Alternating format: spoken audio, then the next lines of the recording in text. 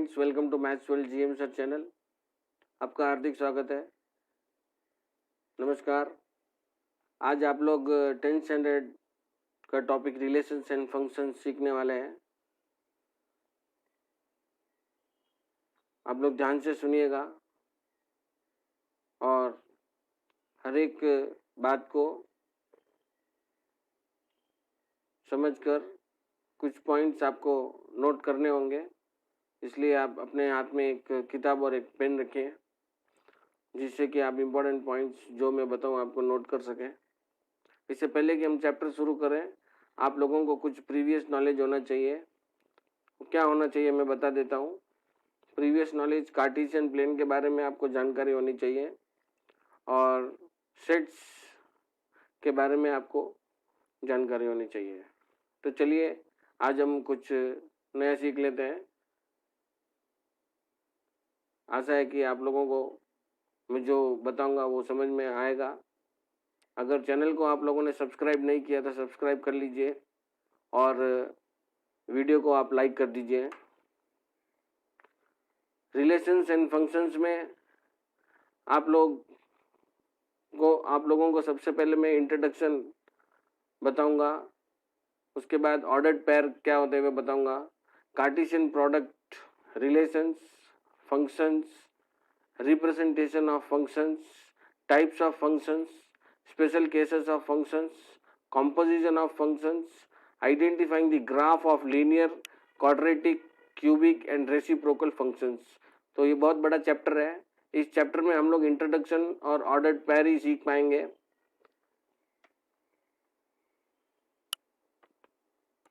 सबसे पहले relations and functions के अंदर आप लोगों को मैं, जिसने इस पूरे चैप्टर को सारी दुनिया को बताया, उसके बारे में थोड़ी बहुत हम जानकारी शॉर्टकट में हम ले लेते हैं। गॉटफ्राइड विल्हेम लेबनिज, जिसको हम वॉन लेबनिज के नाम से भी जानते हैं, ये 1646 में बॉर्न हुए थे और इनका लाइफ टाइम 70 ईयर्स यानी अप टू 1716 तक चला था। तो 70 ईयर्स की एज तक इन्होंने दुनिया को बहुत कुछ सिखाया है और इन्होंने बहुत सारे फील्ड में अपनी प्रतिभा को बताया है। तो हम उसको देख लेते हैं क्या क्या इनका फील्ड रहा है और ये कहाँ से थे। was a prominent Leibniz was a prominent German mathematician, philosopher, physicist and inventor। देखिए एक ही व्यक्ति में बहुत ही बहुप्रतिभाशाली व्यक्ति है।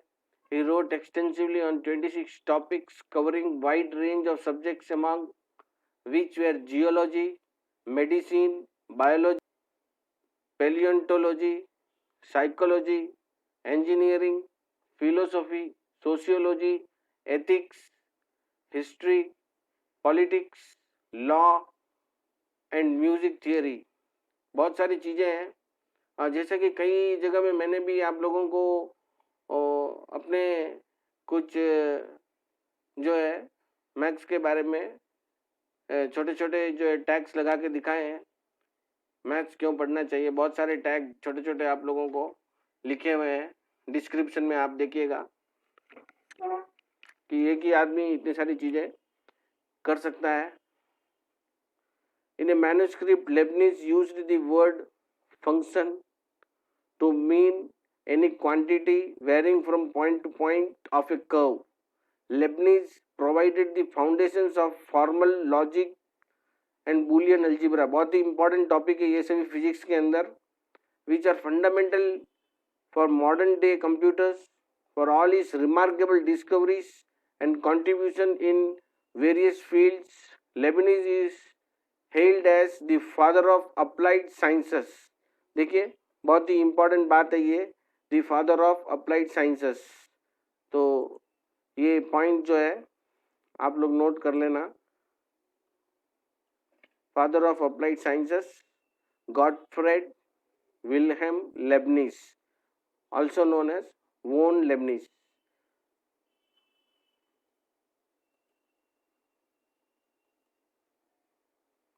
इस चैप्टर को पढ़ लेने के बाद में आप क्या क्या सीख जाएंगे उसके बारे में एक 2 मिनट हम देख लेते हैं। Learning outcomes to define and determine the Cartesian product of sets. ये क्या है आप लोग सीख जाएंगे। As a subset of Cartesians, to define a relation as a subset of Cartesian product of sets, to understand function as a special relation, understand function as a special relation, subset of Cartesian product, set of ordered pairs as a table, rule और graph, to classify function as one to one। देखिए function के type आप सीख जाएंगे, 1 to 1, many to one, on to function, into function,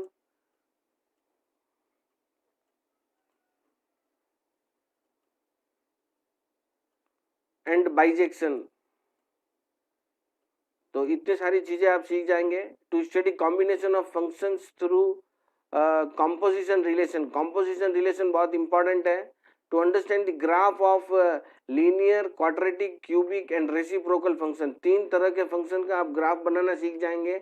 जैसे कि 9th standard में आप लोगों को मैंने लीनियर ग्राफ कैसे बनाते हैं ये ऑलरेडी वीडियो अवेलेबल आप देख सकते हैं। 10th स्टैंडर्ड के क्वाड्रेटिक ग्राफ हम कैसे बनाते हैं इसके बहुत सारे एग्जाम्पल आप सीख सकते हैं।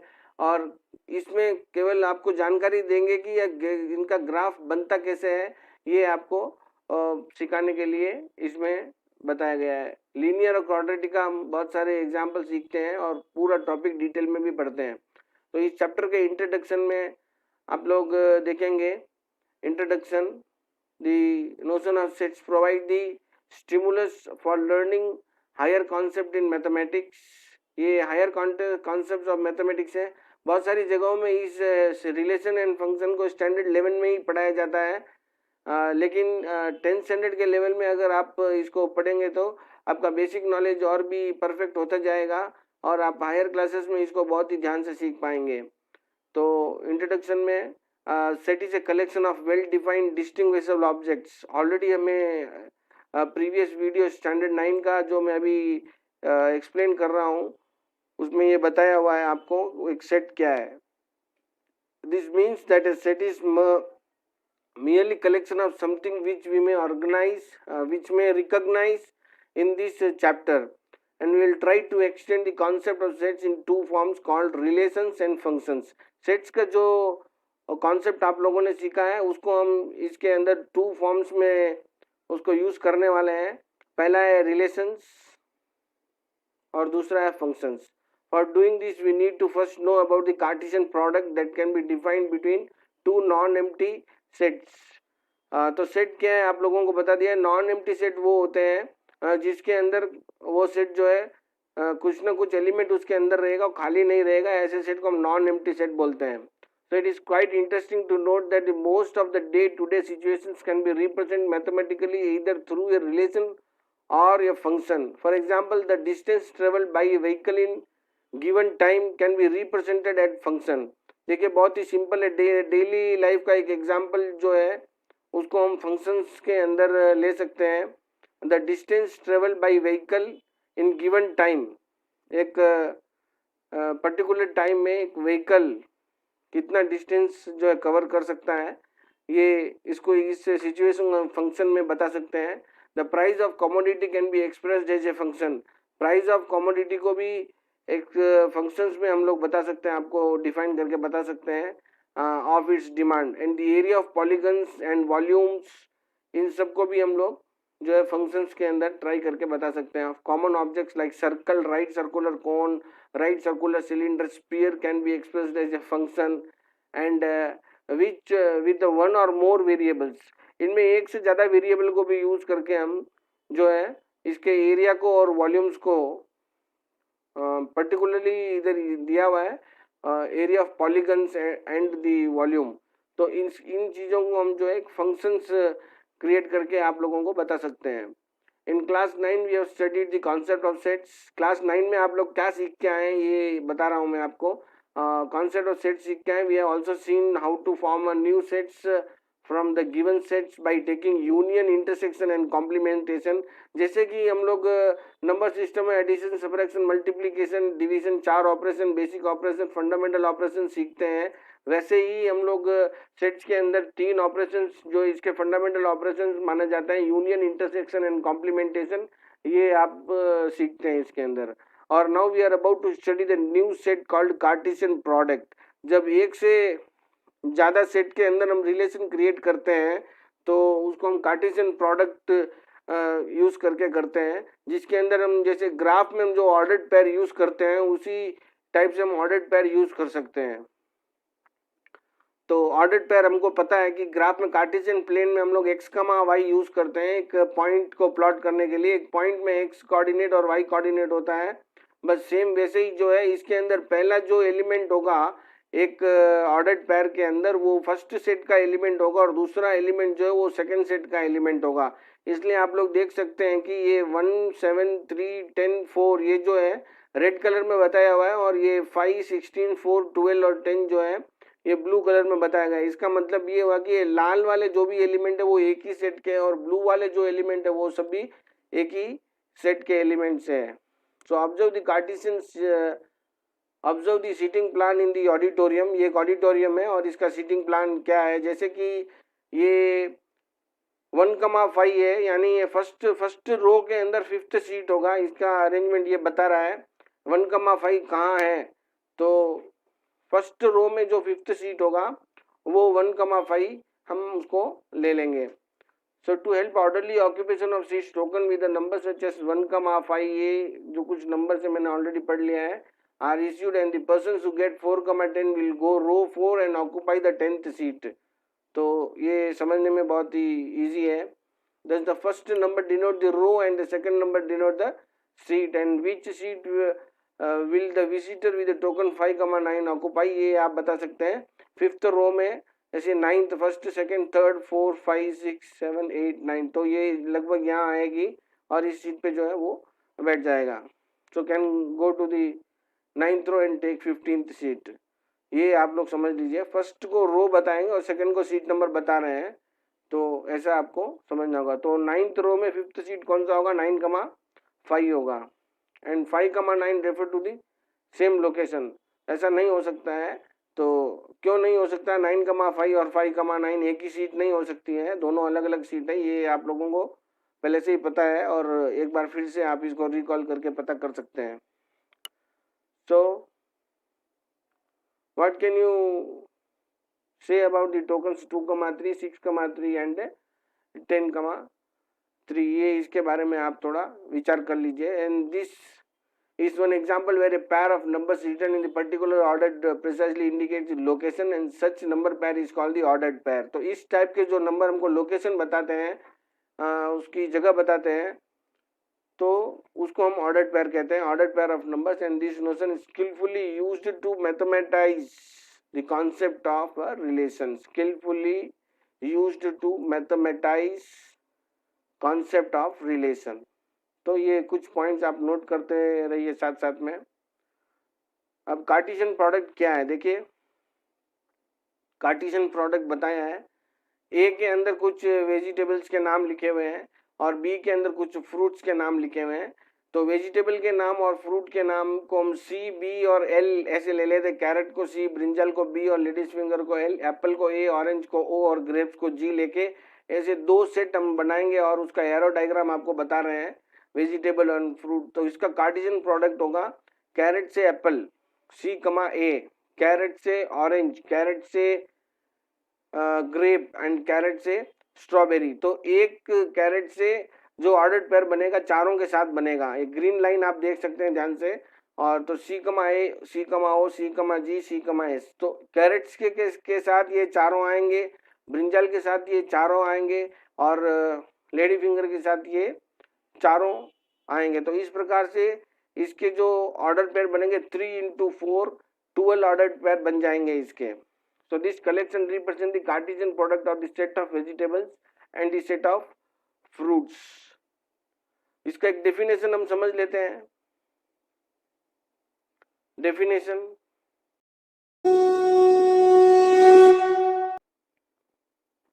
कार्टेशियन प्रोडक्ट का डेफिनेशन में आप लोग देख रहे हैं, if A and B are two non empty set, ध्यान देंगे ए और बी दो नॉन एम्प्टी सेट है, इसका मतलब ये हुआ कि उन सेट्स के अंदर कोई ना कोई एलिमेंट जरूर रहेगा, खाली नहीं रहेंगे। The set of all ordered pairs A comma B जो है ऑल ऑर्डर्ड पेयर है। ऑर्डर्ड पेयर क्या है, अभी थोड़ी देर पहले हमने देखा है, सच दैट जो फर्स्ट एलिमेंट है, ये ए जो है स्मॉल ए जो फर्स्ट एलिमेंट है वो सेट ए से बिलोंग करेगा और बी जो स्मॉल बी है वो सेट बी से बिलोंग करेगा। तो इस चीज को आप समझ रहे हैं। And the Cartesian product of A and B is called the Cartesian product, और इसके जो आंसर हमें मिलेगा ए कमा बी वो होगा Cartesian product of A and B which is denoted by A cross B. इसको हम ऐसे पढ़ेंगे ए क्रॉस बी, ध्यान से आप रखना, ए इंटू बी ऐसे नहीं पढ़ना है, ए क्रॉस बी हम ऐसे पढ़ते हैं। Thus A cross B is equal to A comma B such that A belongs to capital A and B belongs to capital B। तो इस बात पे हमको ध्यान देना है। डेफिनेशन हम सीख चुके हैं। आगे नोट के अंदर दो कुछ इंपॉर्टेंट पॉइंट दिए हैं, 2-3 पॉइंट हम उस पर ध्यान देंगे कि वो क्या है। A cross B is a set of all possible ordered pair between the elements of A and B such that the first coordinate is an element of A and the second coordinate of an element of B। B comma A, जब इसी को हम अगर B cross ए कर लेंगे तो first element B का होगा और सेकंड एलिमेंट ए का होगा, ये ध्यान रखना है। The set of all possible ordered pairs between the elements of A and B such that the first coordinate here is the element of B and the second coordinate is an element of A, ये ध्यान देना है। A cross ए में ए cross B में ए का element first होगा और B cross ए में बी का एलिमेंट फर्स्ट होगा, यहाँ ध्यान देना है। If A equal to B, अगर ए और बी का वैल्यू सेम है, दोनों का वैल्यू सेम है, तो ए कमा बी और बी कमा ए दोनों सेम हो जाएगा, नहीं तो सेम नहीं होगा, ये ध्यान देना। एक इलस्ट्रेशन बताया हुआ है, इसको हम देख लेते हैं, 2 मिनट लगेगा। Let A is the set of 1, 2, 3 and B is the set of A comma B, then write A cross B and B cross A हमें लिखना है। तो ए क्रॉस बी अब कैसे लिखेंगे, 1, 2, 3 क्रॉस ए कमा बी के अंदर 1 के साथ ए आएगा, 1 के साथ बी आएगा, तो 1 कमा ए 1 कमा बी 2 एलिमेंट हो गए, 2 कमा ए 2 कमा बी 2 एलिमेंट और हो गए, 3 कमा ए और 3 कमा बी और 2 एलिमेंट हो गए, तो टोटल 6 एलिमेंट होंगे। ये हमें कैसे पता चलेगा, फर्स्ट सेट के जो एलिमेंट्स है उसको सेकंड सेट के एलिमेंट से मल्टीप्लाई करेंगे तो टोटल कितने एलिमेंट्स होंगे इसके अंदर, कार्टेशियन प्रोडक्ट के अंदर हमको पता चल जाएगा। 3 × 2 6 एलिमेंट्स होंगे। इसका हमें डायग्राम भी बता के बताया, यहाँ पे डायग्राम को ध्यान से देखेंगे तो समझ सकते हैं कि वो 6 एलिमेंट कौन कौन से हैं। एक्सिस के साथ बना के ग्राफ, कार्टेशियन एक्सिस के साथ बना के बताया। बी क्रॉस ए में बाकी के एलिमेंट्स क्या होंगे अभी देख लेते हैं। बी क्रॉस ए में बी के एलिमेंट पहले होंगे और ए के एलिमेंट बाद में होंगे। ए के साथ 1, ए के साथ 2, ए के साथ 3, ए कमा 1, ए कमा 2, ए कमा 3, बी के साथ 1, बी के साथ 2, बी के साथ 3, तो बी कमा 1, बी कमा 2 और बी कमा 3, इसमें भी 6 एलिमेंट होंगे क्योंकि 2 3 जा 6 होगा। इसका भी डायग्राम 1.3 में आपको बना के बताएं, ध्यान से देख लें। और नोट के अंदर दिया हुआ है, in general A cross B is not equal to B cross A, but the number of elements of A cross B is equal to the number of elements of B cross A। A cross B और B cross A कभी equal नहीं होगा, लेकिन उसके जो number of elements हैं वो दोनों इक्वल होंगे। A cross B empty if and only if A is empty और B is empty। अगर A और B दोनों में से कोई एक भी सेट empty होगा तो A cross B भी empty ही होगा, ये ध्यान देना है आप लोगों को। if n of A equal to P होगा and n of B equal to Q होगा, then n of A cross B, n of A cross B का मतलब number of elements of A cross B जो है वो P, Q होगा, P into Q होगा। जैसे अभी मैंने करके बताया था 3 into 2, 2 into 3 ऊपर, तो बस वही यहाँ पे P और Q लेके बता रहे हैं आप लोगों को, ये समझना है आप लोगों को।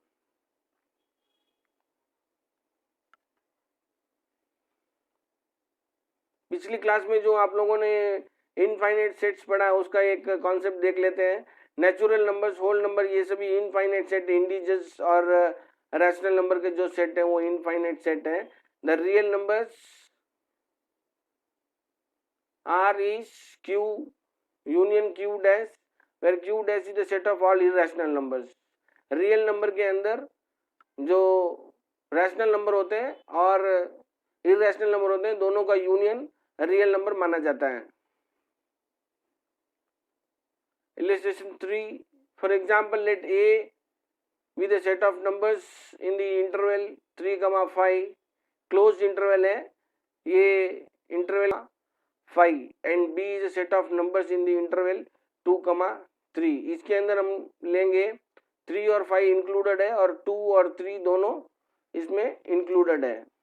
The Cartesian product of A cross B correspond to the rectangular region shown in the figure 1.4. It consists all the points x, y within the region। देखिए 2 and 3 दिया हुआ है इसका और ये 3 and 5 दिया हुआ है, तो इसका जो रीजन है ये 2 and 3 के और बीच का रीजन और 3 and 5 के बीच का रीजन इसमें शेड करके बताया हुआ है, ये ध्यान देने का बात है। The set of all points in the Cartesian plane can be viewed as the set of all ordered pairs x, y, where x, y are the real numbers. In fact, R cross R is the set of all points which we call as the Cartesian plane. Next example 1.1 हम देखने वाले हैं।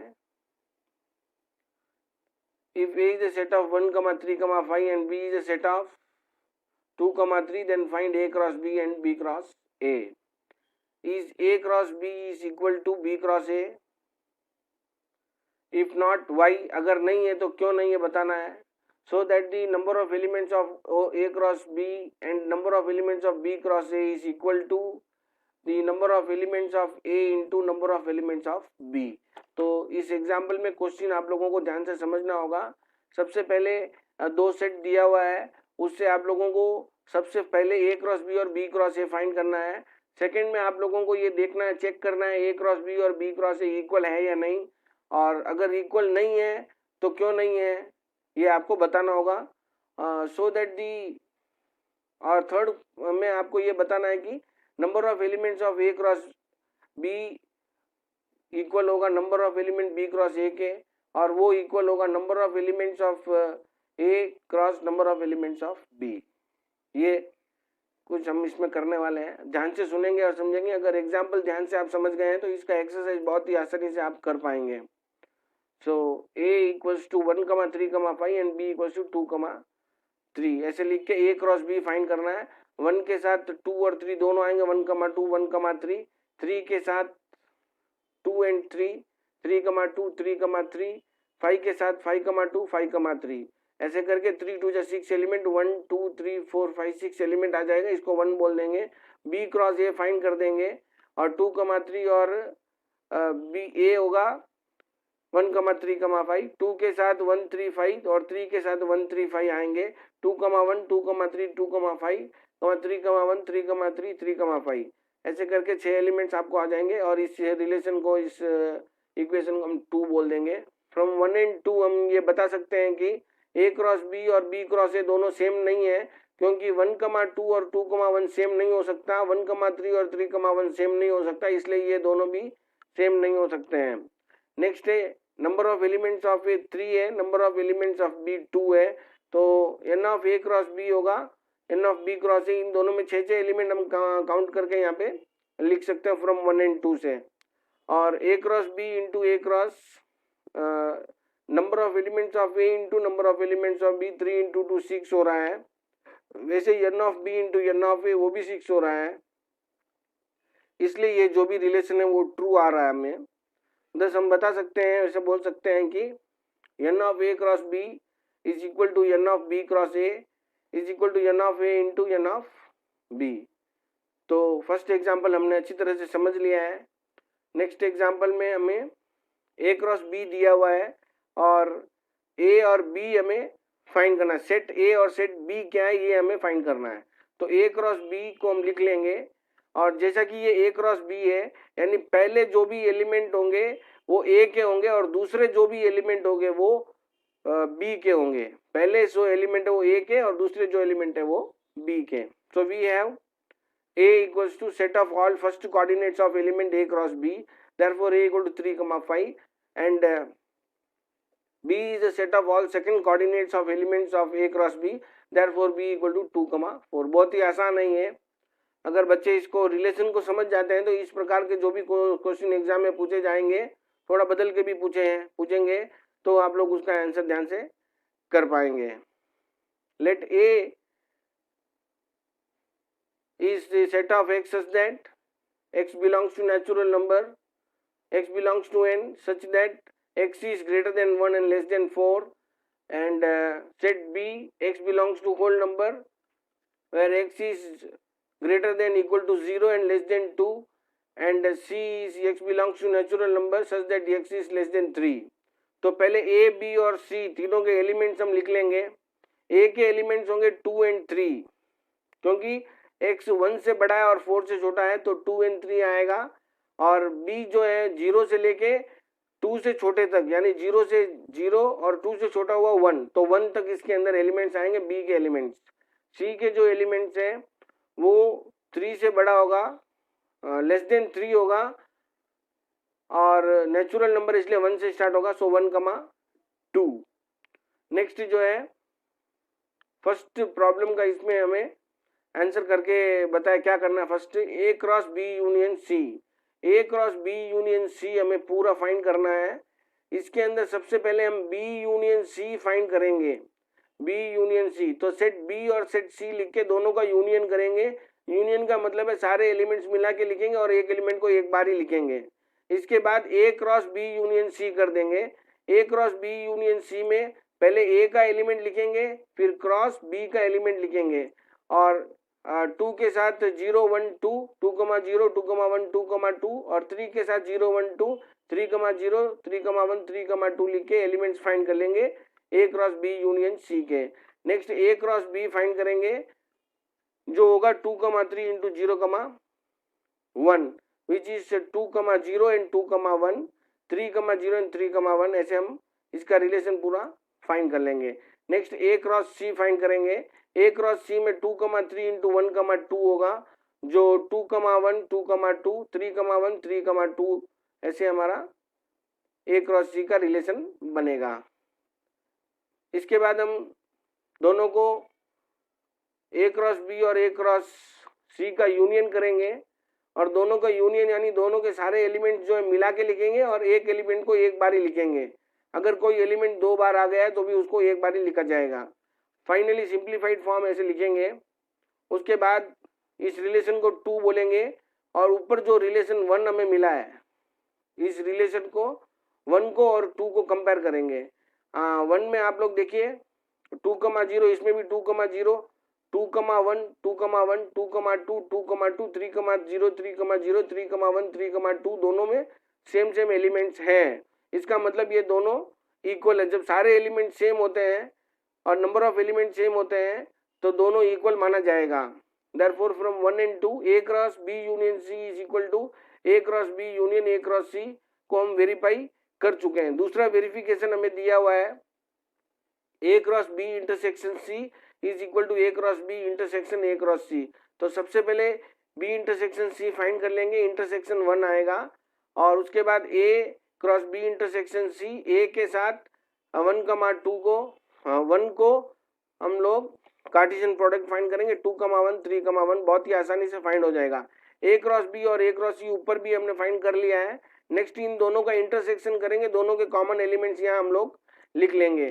फिर 3 and 4 इसको नाम देंगे और 3 and 4 से हम लोग इसको वेरीफाई कर लेंगे। 3 के अंदर 2, 1 और 3, 1 दिया हुआ है और 4 के अंदर 2, 1, 3, 1 दोनों हमने फाइंड किया है। दोनों को देखने से वेरीफाई हो गया है कि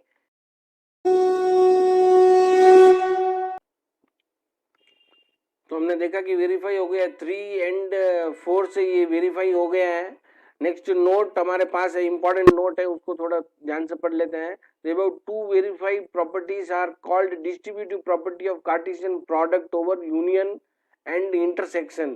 ये जो दो प्रॉपर्टी हमने ऊपर देखी है, इन दोनों प्रॉपर्टी को हम distributive property of Cartesian product, ध्यान दीजिएगा, कभी कभी क्वेश्चन में हमको ऐसा पूछेंगे, verify the distributive property of Cartesian product. तो इसलिए ये distributive property of Cartesian product आप लोगों को याद रखना बहुत ही जरूरी है. Product of over Cartesian product over union, तो ओवर यूनियन बोला तो हम ये पहला वाला प्रॉपर्टी हम प्रूफ करके दिखाएंगे. And distributive property of Cartesian product over intersection, अगर ऐसा बोलेंगे तो ये दूसरा वाला प्रॉपर्टी आप लोगों को फाइंड करके बताना है, प्रूफ करके बताना है. नेक्स्ट हम लोग सीखने वाले हैं Cartesian product of three sets. तो अब तक हमने दो सेट का कार्टेशियन प्रोडक्ट सीखा था, उसमें a, b यानी x कोऑर्डिनेट और y कोऑर्डिनेट ही आता है. नेक्स्ट इस तीन कार्टेशियन थ्री सेट्स के कार्टेशियन प्रोडक्ट के अंदर तीन का पैर होगा, ऑर्डर जो है ट्रिपलेट होगा. तीन का जो जोड़ी बनेगा उसको हम ट्रिपलेट कहेंगे, दो का जोड़ी को पैर बोलेंगे और तीन का जोड़ी को ट्रिपलेट कहेंगे. ये ध्यान आपको रखना है. The Cartesian product of three sets if a, b, c are three non empty, ध्यान दीजिए, non empty sets, non empty sets, then the Cartesian product of three set, Cartesian product of three sets is the set of all possible ordered triplet. यहाँ पे ध्यान देना है इस word पे आपको. So a cross b cross c is a, b, c, small a, b, c for all small a belongs to capital A, for all small b belongs to capital B and small c belongs to capital C. यहाँ पे ध्यान देना है. तो हम इसका answer कैसे करेंगे? Illustration for geometrical understanding Cartesian product of 2 and 3 sets.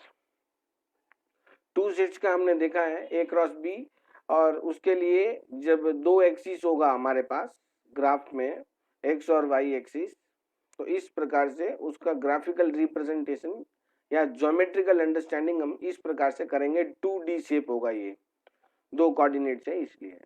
Next जो है representing a cross b xy plane, we get this picture shown 1, 0, 1, 1, 0, 1, 0, 0 ऐसे बनेगा. Next a cross b cross c in x y z plane, 3D plane है. इस 3D plane में तीन axis होगा and we get the picture shown in the figure.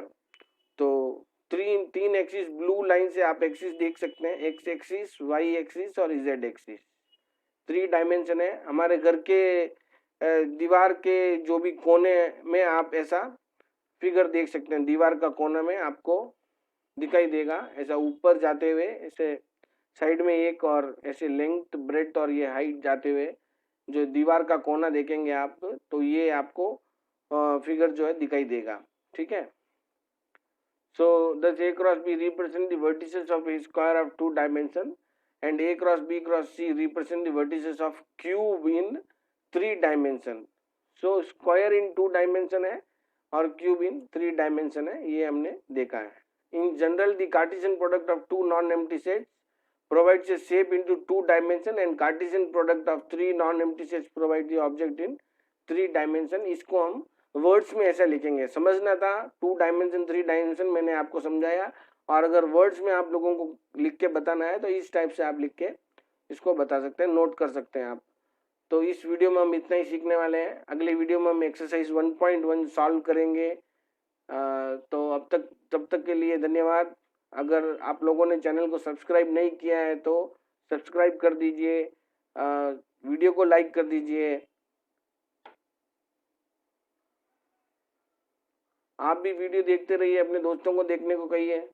Thank you friends, thank you for watching this video.